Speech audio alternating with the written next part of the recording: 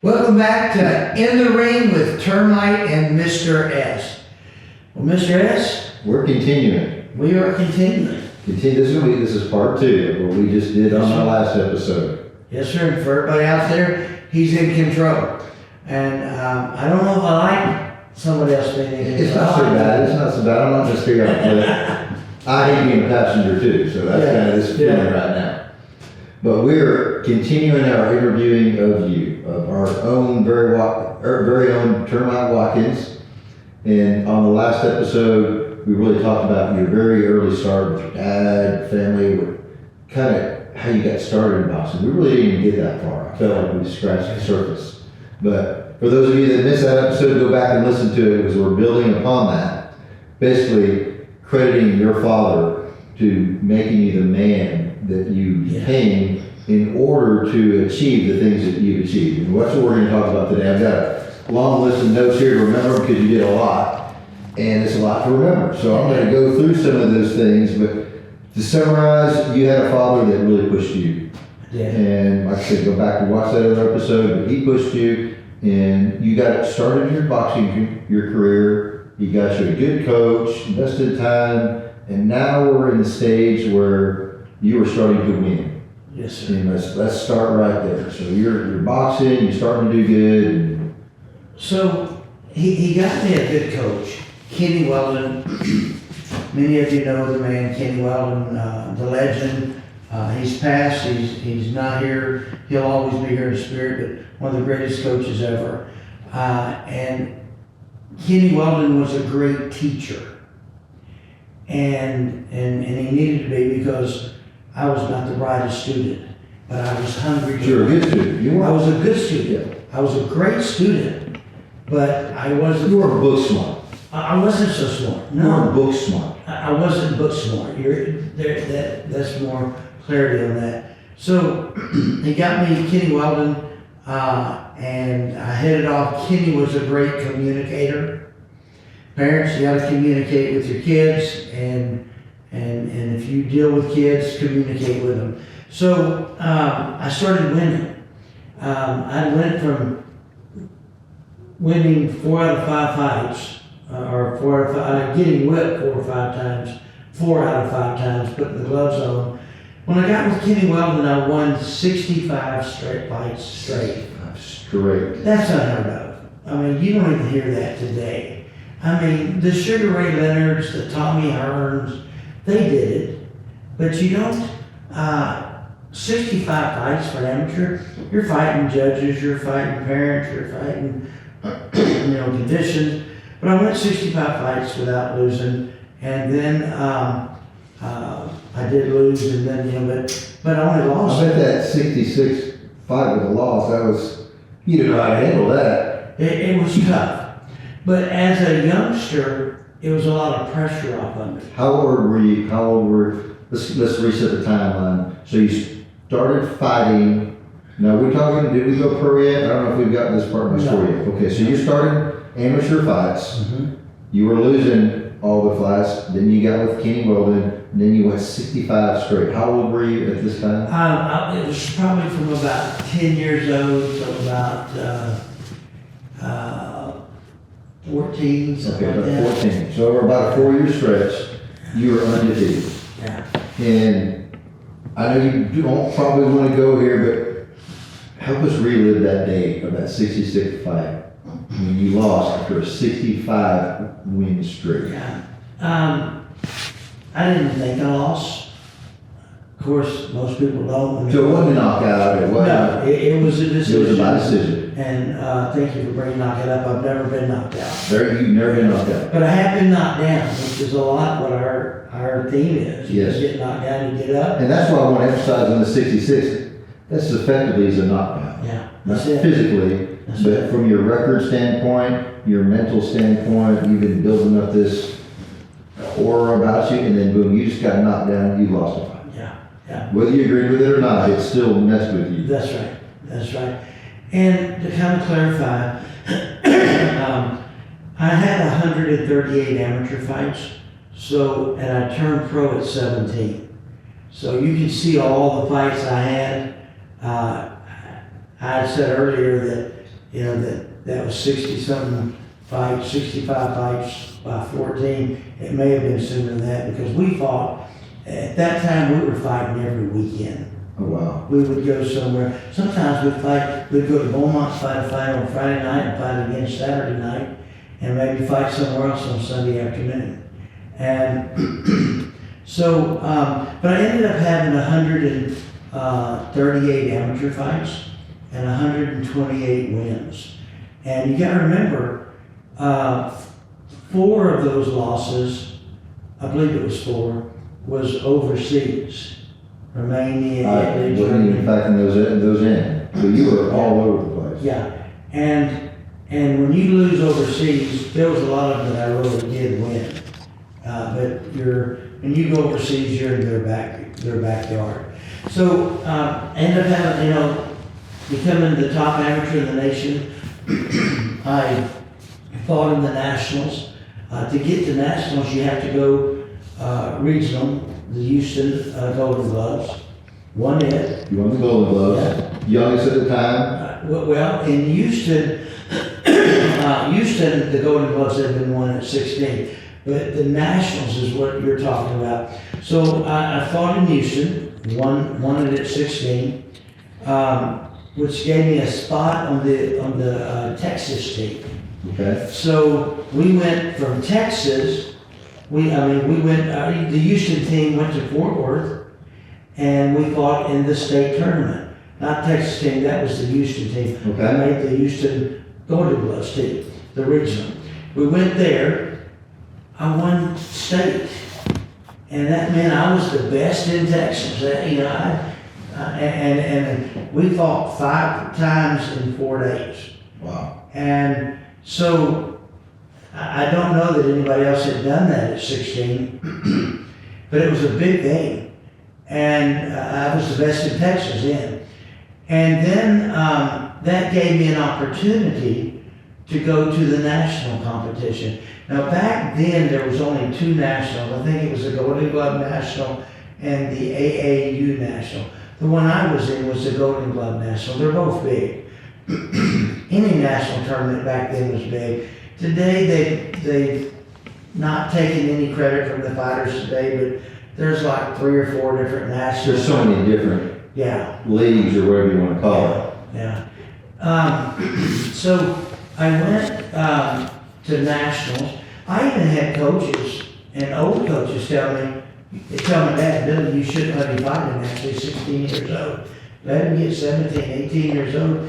He's going to be fighting all service champs. He's going to be fighting grown men. So who was this word? I'm not going to say it was somebody was word. Yeah. I don't want to hurt any feelings. They're actually no longer with us, but okay. These few people actually said they're just trying to look out for you. They're trying to do what's best for you. Yeah. Hey, this might be too much too soon for Termite. He's doing good. Let's give him a little bit more time. Well, my dad asked me, what do you think? I said, let's go. Let's go with it. So your dad put it on you? He put it on me. And because he knew I was that good at that time. So I just want to run for a second. Your dad has been a big pusher in your life. And at this point, he's like, you know what? He's realizing you've accomplished a lot. Now he's wanting you to kind of make those decisions. And at that point, you're pushing yourself. Yeah. He wasn't trying very to. Strategic of him. Yeah. In all of his bad ways, he had so many good ways. He sounds like a very strategic man. What's your feel about him? Yeah. Incredible man. Thought he could accomplish anything. And so we went to nationals, and you got to remember, there was people like Sugar Ray Leonard. There was Mike Ayala out of San Antonio, great fighter, one of the greatest fighters in history from San Antonio. I will say I beat him 3 times. But then you had some people like Tommy Hearns, and you had that kind of caliber people. Sugar Ray Leonard fought in the weight division above me. You have another guy, and I'm pulling a blank, that he fought, and Sugar Ray Leonard didn't want to fight him.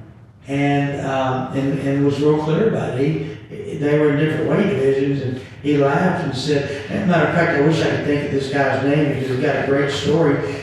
He was also the one when one time on national TV, that he was fighting Ogoya, the world champion, and on TV, the coach said, not that water bottle, the other one, meaning the other one had something in it. It had cocaine in it. Oh, And jeez. so they gave him, and then they caught this coach wrapping fish out of plaster Paris, and which really messed people up. But this guy ended up, everybody was afraid of him. And I mean, he was beating everybody, and he ended up giving his heart to Christ. He's no longer with us today. And I wish I could think of his name because he's just a wonderful, wonderful guy. So we went to National, and lo and behold, I did fight an all-army champ.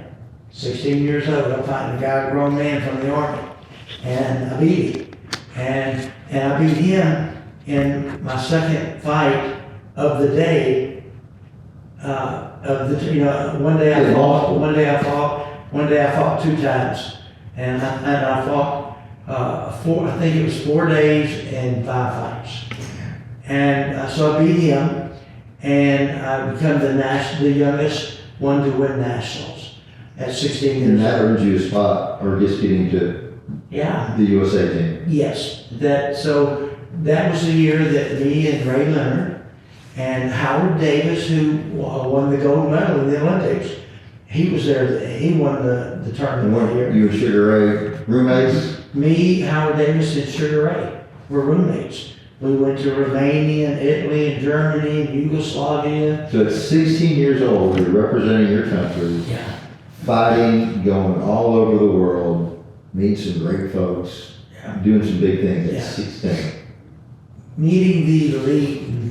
There's one country, we met the president of that country. I think it was Romania at that time.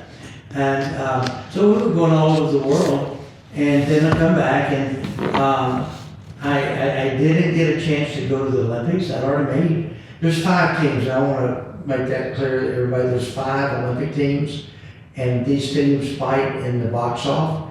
I mean, these are the best in the world. These 5 teams are going all over the world fighting, and then they fight each other. And but I already beat everybody, and then, but I didn't get to go because I protested. All right, at 16 years old, I protested against the AAU. I'm very open about that. And, they were taking money that they shouldn't have. I believe it knocked me out of going to the Olympics. I'd say so. I later got a letter. I should have brought a letter. And You regret it? huh? Do you regret it? Did I regret Do it? you regret it? No. Okay. And I'll tell you why. I took a stand, and but my timing just wasn't right for me. It wasn't my time. So I opened the door for the people behind me because USA Boxing came in, AAU went out. And that probably wouldn't happen if you didn't do what you No, did. So no. no regrets. Yeah. You are a catalyst Yeah. for change. And then I turned pro at 17. And you're telling me about, so you couldn't turn pro in Texas, Yeah, and you had to go to Florida because of the age difference? I did. In Texas, what was it, 18? At that time, it was 18. Now you can turn at 17, but at that time, they wanted you to be 18, and I was 17, so I had to turn pro out of Orlando, Florida. Okay. But I came and fought my first fight in Houston, Texas. I was a Houston fighter fighting out of Orlando, Florida. Just playing by the rules, Yeah. making it happen. Yeah. So turn pro at 17, and I think at that point, why did you turn pro at this point? Did you figure you accomplished all you could have? You already got to the top, what else can you do? Nothing else I could have done. I wasn't going to wait 4 more years for the Olympics. So I turned pro. Okay. And I liked the idea of getting paid. And it was pretty cool at 17 years old, fighting and getting paid for doing something you like. That you've been doing this whole time. Yeah, yeah. And I'm looking at my notes here, so 17, turned pro. At this point, you're kind of, would you say you're prime? Yeah. Because you continued on until, I guess, 24? At 24, I fought for the world championship. Okay, so you worked all the way from 17, you've been fighting for a long time, almost a decade. Yeah, and I, at 24, after fighting for the world championship, I took off. And, you know, this show's about overcoming, so I have to come clean. I got involved in cocaine, and I'm very much ashamed of it. I'm ashamed that I put my ex-wife through that because she was a wonderful person. My kids didn't know, and Kids were young at the time. they were young, and I was an addict but I could cover it, and I did it well. But you basically turned pro at 17, fighting, winning, making money. I guess it was introduced to you at about 24, you said? I fought for the world championship, and somebody very close to me. Mm-hmm. I won't name the name because it would just demolish the family. Somebody real close to me said, "You ever try this?" Mm-hmm. And I said, "No, let me try it." And I did, and all of a sudden I was hooked for 4 or 5 years. Yeah, because I'm looking at my notes and Yeah. not much happened after 24 years old. No. So obviously you have regrets, but like we said, it's part of our show here. Yeah. You obviously have an incredible life, you've accomplished things, but this is an area that you're not as very proud of. But you're sharing it for the benefit of others. And Mr. S, if there's anybody out there watching, if you've got a drug problem, I had somebody with a drug problem call me just recently and said, "I need help." And I do help people. You can come to Fighter Nation and talk to me personally. You can go to Termite Watkins at yahoo.com. Send me your information. Send it on our channel here. Yeah, come our channel here. Yeah, just send a note, a comment, just reach out for help. Yeah, reach out for help because I can get you help, and I would love to get you help because I wasted some years, which you're fixing to lead me into. But I wasted some years of my life that I would like to not see you waste those years, because those are years you can't get back. It's wasted time. I can only imagine how many times you beat yourself up. Now, you're at peace with it now, but how many times you beat yourself up of what if? You know, if I would have stayed in, if I didn't go down that path, and all you can do is learn from it. Yeah. Mr. S, I'll say, I beat myself up for years for this because it was something I did. It was a choice that I made. And there's consequences for our choices. And if you're a parent, you got an alcohol problem, drug problem, get in touch with me. It'll be, private, but we want to help you. But there's consequences, and I'm gonna go into something and then we can talk about it, and I'm sorry for taking the lead, but some of those consequences, I didn't get to fight for another world title when I should have been fighting for a world championship. At your peak. That was my peak, and I did it. Now we just did a reach out to our listeners. If you've got an issue, reach out for help. You're at 24. You did this for how many years? Did you say drugs? 4 or 5 years. So, talk us through what was going through your mind at that time. Did you think you had it under control? Did you think you needed help at that time? Or did you think you're fine, I got this? Why did it take so long for you to reach out for help? I thought I had it under control. Thank God that my ex-wife was a strong enough woman and a wonderful enough woman that she said, "No more, not in this house, get fixed or don't come home." And I knew she meant business. A lot of people tell people, if you do this again, I'm going to, I knew she meant business. And she stood up for herself, she stood up for her kids, and I got help. So at that point, she kind of was the ultimatum. She Yes. pushed you. Either like, us or the drugs. Wow. Yeah. Okay, so she took a stand, gave you an ultimatum. Otherwise, you might have kind of floundered over it. Yeah, yeah. I knew there was no floundering. I knew there was no hesitating. I knew she meant business. And I loved her. I loved that's ex. So, I want to let that know. And I don't normally talk about my ex, but But she played a role in that period of your life. yeah, and I have to give her that credit. If you're a wife or a husband, if you're a spouse, and you've got somebody on drugs, take your stand. And you need to take it now, because if you keep putting up with it, you're going to keep having to put up with it. So take your stand. Don't put your kids through it. Don't you go through it. Wow, that's strong. And I'm sure it wasn't easy for her. No. Because she probably thought to herself, he might not choose what I want him to. Yeah. And there's another side of that. I was spending the money. I'd go out and make money, but yet we had no money. And we went from having money, but it was all going up my nose. And then I was bringing danger. I was putting myself in grave danger. And, I don't know if you're gonna lead me into that part at all, but. Yeah, I'm trying to get to that. There's a lot I'm trying to get to. I'm sorry, No, it's good. So how did you put yourself into danger? I think that's perfect segue. So, when you deal with drugs, you can say that it's just recreational. That's bull. You're getting it from a dope dealer. They're dangerous. They don't care about you. They care about your money. If you die, they'll get somebody else. And then I started making trips I started hanging with people that were really involved with big time drugs. And one time I went to a house, and I'll tell the town,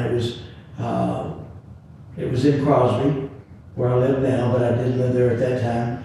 We went to a drug house, and the drug dealer tried to give me, he was a former baseball player. I was a former boxer. I pretty much retired at that time. I did make a comeback after that at 31, but I walked in his house, and two guys walked in. They said, "What are you doing here, Watkins?" They knew me. You didn't know them? I didn't know them, and I believe it was the Holy Spirit came over me and said, "Leave." I gave him the drugs back. I left. The next day I got a phone call, and by a lady, and she said it was her ex-husband. Told her, said, wanted to know if I was still alive. And what had happened is these people had come in, robbed them of their dope, killed them gangland style. One of them put the gun up between his eyes, made him lay there, boom.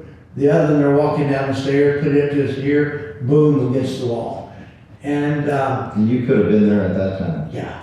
And they let me go out.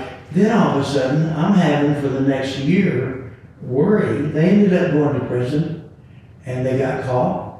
But now for the next year, You're looking over your shoulder. I'm looking over my shoulder and keeping a gun under my pillow, and scared to death now that where I'd kept my family out of it. Now I'm bringing my family into it, and So that's the the dangerous part. It's not just your recreation anymore. Now it's bleeding over. yeah. And, then I had another guy that had gotten out of prison, and he come to me and was giving me dope, and he was trying to get to me for different reasons, and he ended up getting caught by the FBI. I got investigated by the FBI.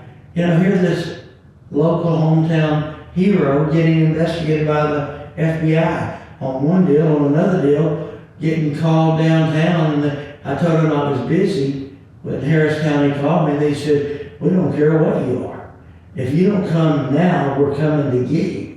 Jeez. And here I'm the hometown celebrity, and And then there was another, instance that, when I was trying to get a hold of a friend of mine, and he had killed himself that night. He was wanting to get another dose of dope, and he's wanting to really supercharge it, so he put it in his heart and plunged a horse syringe, and just injected it into his heart, and his heart exploded. And so And he did this on purpose. Well, what happens, you get high, you don't think about nothing else. You just want a higher high. Wow. You want to get a little bit more. Just a little bit more. And horse needle to the heart. and so Now put in for a second my chronology. you see me squirming. You see me squirming. Yeah, I know it's uncomfortable, but I think other people are going to benefit from knowing that the hometown hero, the one that has accomplished so much, dealt with this. Yeah. That you went through this. When your wife at the time gave you an ultimatum, was this before all this happened, or was this after? Did she give you that ultimatum after this story? It's after. So my point of saying that is, up. my point of bringing that up is, that's some pretty bad stuff. Yeah. And even at that point, you're still thinking, I got this. I got this under control. I got this. Yeah. And it's like it gets so winding where all that, I would think most people, even your stronger self would think, Mhm. I'm out. Yeah. What am I doing? But you still think, no, I can figure out a way. You start living for the next high. You're literally living for it. Hmm. You go to bed and you're fighting going to sleep because you're high. But you do find a way to get to Function. sleep. Huh? You function. You function, and then you wake up and it starts over again. So You start without, looking- I feel like we're kind of beating that one up. How then did you get out of that? How do you switch? Because obviously you've got a strong mind, which obviously helped your body become strong. That's how you became a good fighter. How did you regain your strength and to say, you know what, I want to wake up for something else besides looking for high? How did you go there mentally? Maybe spiritually, with the Lord's hand. How did you get to that phase and turn things around? I had a spiritual mentor, Johnny Brady. You know him. He was man enough and friend enough to tell me like it was. I mean, he would point his finger at me and tell me stuff. But I want to give a lot of credit to my ex, and I'm not here tonight trying to talk about my ex, but she deserves a lot of credit because she took a stand. But I loved her at that time enough, and I loved my kids enough that I knew that I had to quit. And I did it cold turkey. And I suggest people get help because cold turkey is hard because it seems like everywhere you go, there's a dope dealer on the corner. There's opportunity. And it's hard to quit yourself. But you did it. I did. You just recommend don't try it. There's easier ways to do it. There's better ways. Now, if you got a drug problem, contact us. I want to help you. So you now get to this point where you've made a decision and you are now going to overcome in a different way. Now, how did you go from, now your boxing career is effectively over, right? How I do did you, make a comeback at this time. you did? I did. Okay, tell us about that. Okay. I have that friend Johnny Brady that I told you that I talked to many times. He was a go-to person I could go to, and I rededicated myself to Christ. And you did when you were younger, like 16, I think I didn't call that out. I gave my heart to Christ when I was 16. I rededicated my life to Christ. At this time, it was what, 25? 25. Something like that. And I knew I couldn't do it by myself, and I knew I had to do something. And so I also loved my family enough that I couldn't keep doing it. I just got to the point, it dawned on me that I was, what I was doing to my family. So I got into the Word of God like I got into the drugs. Okay, so you just switched what you were spending your time. I did. And I started praying. The Bible talks about praying without ceasing. And I'm not preaching to people, I'm just telling you what I did. The Bible says to pray without ceasing. Well, I woke up in the mornings praying, and I'd be waking up in bed, Lord, help me make it through this day. It's going to be hard. I picked up the phone, called my dope dealers, and said, don't come around me ever again. If you want to see me, you can come to church with me. Only one of them came to church with me. He gave his heart to Christ. We're still friends today. He works for me. And it was beyond drugs for him, but I got into the Word. I said, if I'm going to be addicted to something, I'm going to be addicted to Christ. So you actually consciously thought about it? Yeah. Oh, yeah. And so I started. I would read the Bible till I fell asleep. I would wake up in the morning praying to myself in bed, get out of bed, go get my coffee, start reading the Bible. And this is Johnny Brady's kind of guidance. He helps you? Johnny, I don't remember which all thing Johnny helped me, but Johnny has helped me in every phase of my life. And you helped really steer this, really guide because you're an intense man, very passionate. And he recognized that, like, I need to steer, you're going to be passionate about something. Well, when I rededicated myself to Christ, I had been going to another church, and I come back to Johnny Brady's church, Fellowship of the Nations, my church now. And Johnny used to tell me, get into this like you did it. I mean, he may not remember that. And I sunk myself wholly into serving God.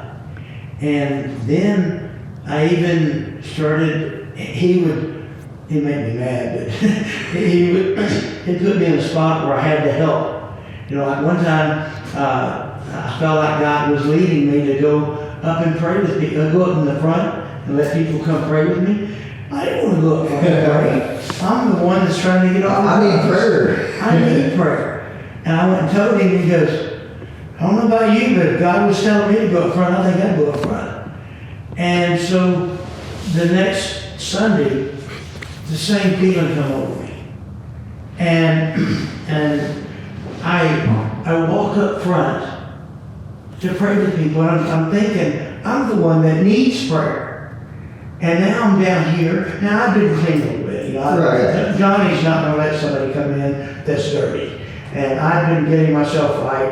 But Johnny wanted me to sink myself into the Word. I did. And the first day I went down, a man come up and he said, hey, I'm so-and-so. He was a former fighter. He goes, I was waiting for you last Sunday, and you didn't come up here.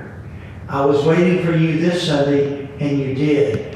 Will you pray with me? Wow. And I went into Christ, and now I don't, unless I was gone, I don't know that I've ever missed another Sunday by going up front, because I'm supposed to be up there praying with people. And so what a turnaround. Yeah. But I replaced that vice of cocaine with Christ.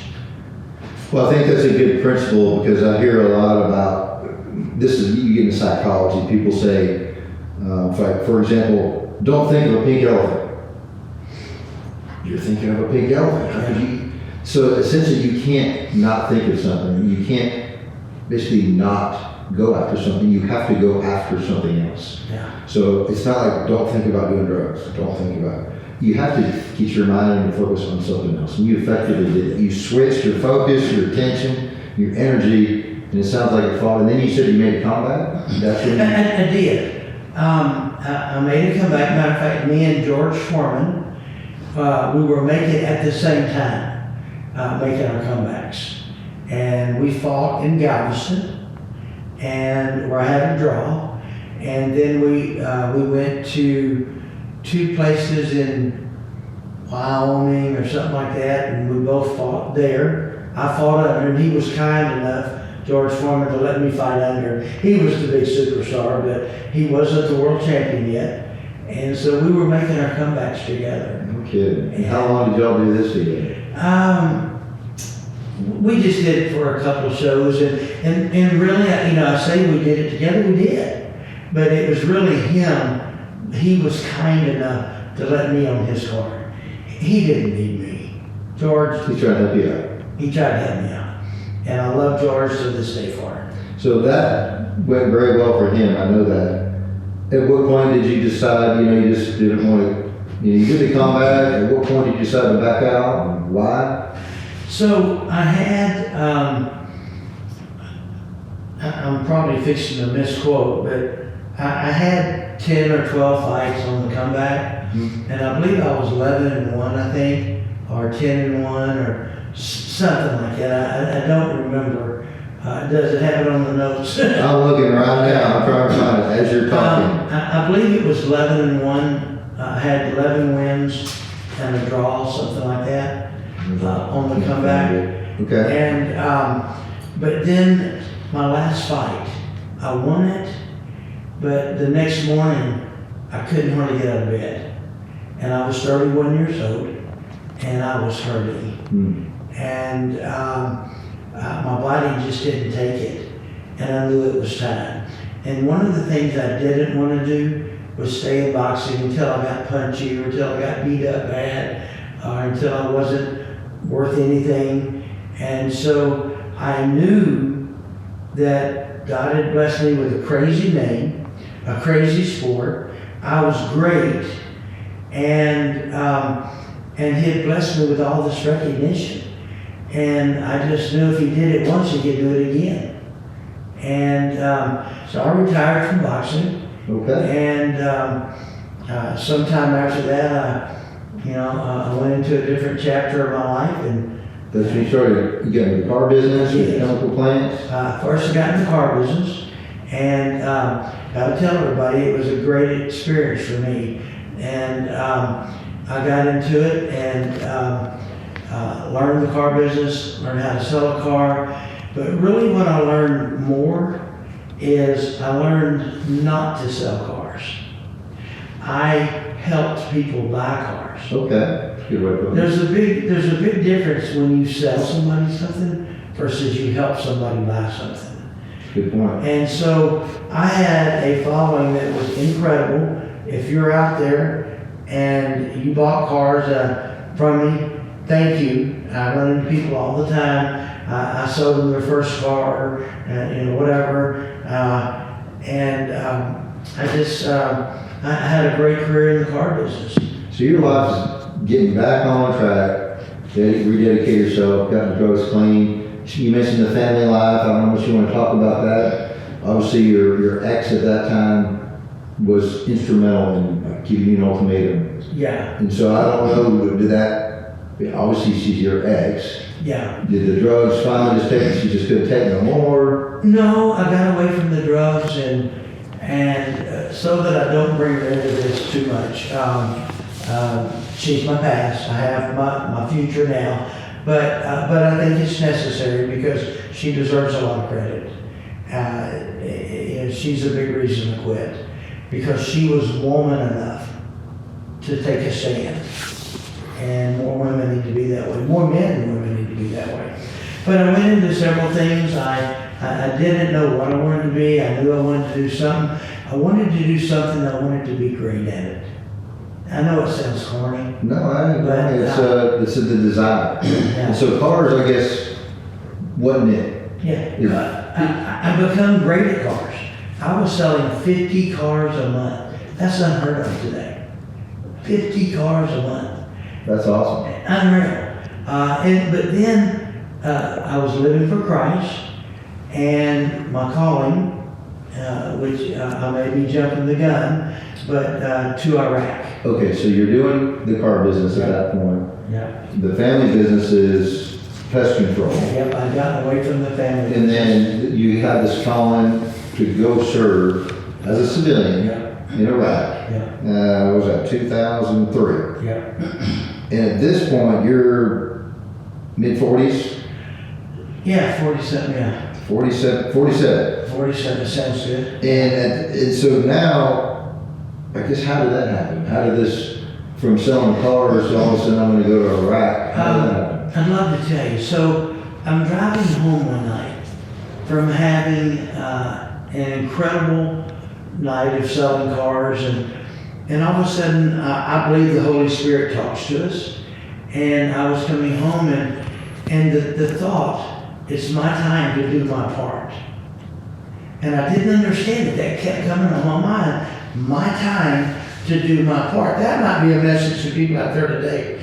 Maybe it's your time to do your part. So I went to my ex and said, I believe that God's calling me to go to Iraq. And she ignored me. And I said, hey, I'm talking to you. And and I said, I think God's calling me to go to Iraq. And she says, oh, I hear something. You're a father, you're a husband, and your place is at home. You know, and that wasn't word for word. So she took offense. And it was another venture. I don't knock her. It was another one of my crazy ventures. But I believe it was the Holy Spirit talking to me. And then a series of things happened to her. One day, her and the kids came to me and said, matter of fact, it was my last opportunity to go to Iraq. And her and the kids came and said, we've not seen you so crazy about doing something. Go, you're driving us crazy. So this went on. So by the time you heard the calling, we're not talking like next week you did it. This went on for how long? Months. Okay. Yeah, months. And so finally people were realizing this is something that was within you. And this was right when the Iraqi war was starting. 2003? Yeah, 2003. And so I ended up going, and so you got the calling of, I need to do my part. Mm-hmm. You weren't even sure what that was at the time. Didn't have a clue. So how did it come together with what it was? What did that mean? So I was turned down 3 times for different reasons on going to Iraq. All right. And, you know, there may be things you're getting turned down on. Maybe whatever it might be. Don't quit. If you feel like you're supposed to do something, do it. But I finally got to go, and they said, go. And they said, if you can be on the plane by tomorrow morning. It was for the pest control services. Pest control service, yes. So you just felt, I need to do my part. You knew your knowledge and your, I guess, talent. One of them was pest control, and you wanted to serve. Yes. Okay. And so they called me one night and said, hey, this is your last chance. We've got a plane leaving tomorrow morning. And if you want to go, be there. Said, you'll have to go to so-and-so place tonight and stay all night. And they'll take you to the plane in the morning. And I told my ex, you know, I'm going. She goes, go, you're driving me crazy. And next thing you know, I'm on the airplane. Well, this is a good stopping place because I'll do a little preview for the next episode. But after going to Iraq and answering that call, you did several things that we won't get into them, but you did several things that led to Sylvester Stallone wanting to make a movie of your life. And so we'll talk more about those, but this has been great so far. I've enjoyed it. I hope other people have enjoyed getting to see the ups and downs of what has made you the man you are today. You got to see me squirm. He made me. Some of the things I'm uncomfortable talking about, but I think it's things that maybe there's men and women that need to hear it. Maybe you got a drug problem. Maybe you got an alcohol problem. You know, maybe you got a problem not being a parent to your kids. Get help. And the fact that you are, you were squirming, but at the same time, you're wanting to help. That's right. And so you're sharing this, and you're being authentic. Like, look, I was a champion fighter, but here's some of the things I'm not so proud of. Yeah. And I think that, to me, is honorable because it's those things that people, I think, connect with. It makes people feel like they can do it too. Yeah. Well, I did. I hit rock bottom in those years of the things we just talked about. And you can overcome, which is what our story is about. And our stories, most of the time, have happy endings. As long as you keep getting up. As long as you keep getting up. That's what I love, the whole synergy, the analogy of boxing. It is such a visual of life. Yeah. life is the boxing ring. Things are coming at you. You're going to get knocked down. No one just doesn't get hit. You know, things are coming at us. That's right. So, but as long as you keep on pushing, keep on pushing. So we'll wrap this one up. In our next segment, we'll tell the folks that on the movie that's being made, maybe I think we're going to have a special guest from the production. We'll have them on, and then we'll go into more of the story about what you did in Iraq that ultimately led to this movie. Sounds good. You gotta remind me to call that special person. I certainly will. Tell him we can get him on the phone and we can talk to him while we're talking. Yeah, we'll get them on video. You know, they're not here in Texas, but we'll get them remotely and have them be a part of this. Sounds good to me. Well, I've enjoyed it. Hope everybody else has. We're going to end this episode as we always do. Life does come at you, so keep your guard up.